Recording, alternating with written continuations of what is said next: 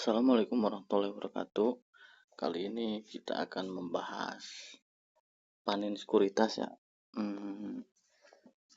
Panen sekuritas kemarin membagikan dividen itu 180 perak per lembar saham.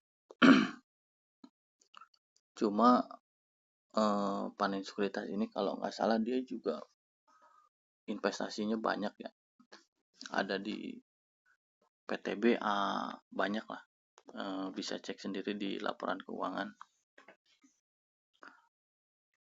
PI-nya 5, PBP-nya 0,75, ini masih worth it ya untuk diinvestasi.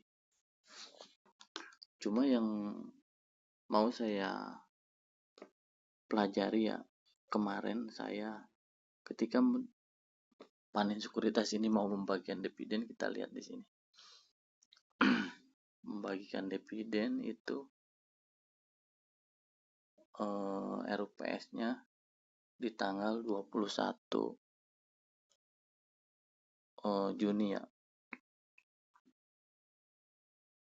Nah, pergerakan harga di 18-19 Juni itu masih melandai ya di 1.600-an. Nah, ketika ada pengumuman dividen di tadi RUPS-nya di tanggal 21 Juni, langsung sahamnya melesat ke hampir 1.900 karena dividennya juga jumbo di atas 10%. Pelajarannya di sini adalah menurut saya, ketika saham-saham yang dividennya rata-rata besar, itu kan tahun kemarin panen sekuritas ini membagikan dividen 250 perak per lembar saham. Itu kita masuk seminggu atau 2 minggu sebelum dividen. Nah, seandainya kita masuk mungkin di tanggal 1 apa 2 sampai 10 Juni, itu pas ada pengumuman dividen, misalkan kita masuk di 1.680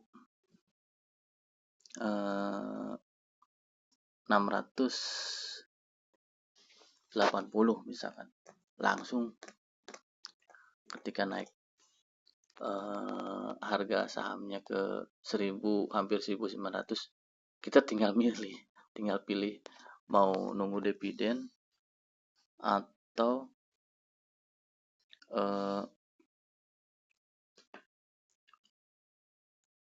take profit di capital gain-nya. Ini luar biasa ya panen. Nanti kedepannya pun saya akan mengoleksi panen ini. Wah, mantul kan.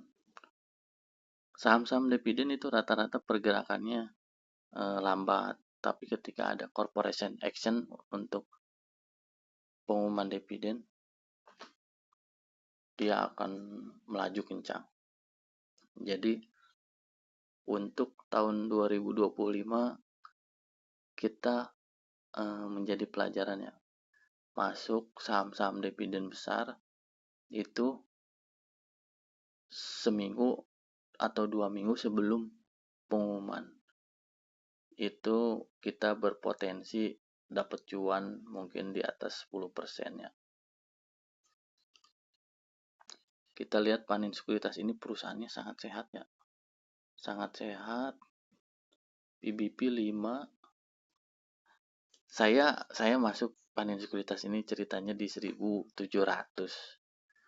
Kemudian saya tergoda ketika harganya ke 1.780. Saya pikir harganya bakalan turun lagi ya ke 1.750. Akhirnya saya take profit di sana. Mungkin take profit sekitar 3-4%. Tapi nah ini satu pelajaran lagi ya. Ketika kita kan udah cari-cari info dividennya berapa, mungkin di Stockbit atau di grup-grup lainnya. Nah, udah tahu nih dividennya berapa, tapi ketika belum muncul di RTI bisnis, itu kita jangan TP dulu. kemarin saya salahnya udah tahu dividennya sekian, 180 per lembar, ada di komunitas Stockbit, udah pada share. Tapi saya TP itu sebelum dia muncul di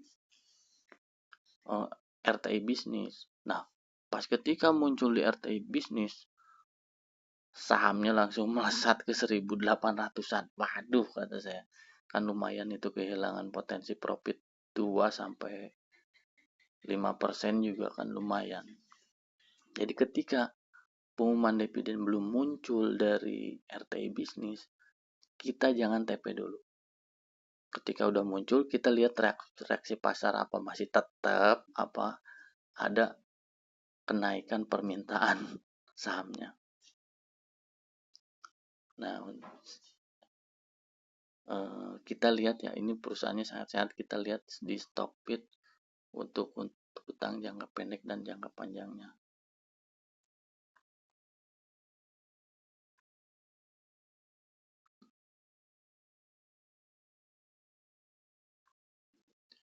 Nah, IPS-nya sekarang berpotensi di 300 per lembar. Saya menyangka dividen PANS ini saya salah prediksi. Saya menyangkanya mungkin di 120 kata saya. Tapi saya meleset, ternyata dividennya jumbo di 180. Akhirnya harga sahamnya melesat. Makanya saya masuk di 1.700 itu dengan size yang bisa dikatakan kecil, karena saya masih menunggu keputusan dividen di pas RUPS-nya itu. Kita lihat, nah, debt equity-nya 0,17 ya. Net income kemarin 151 miliar dengan market cap 1,18 triliun.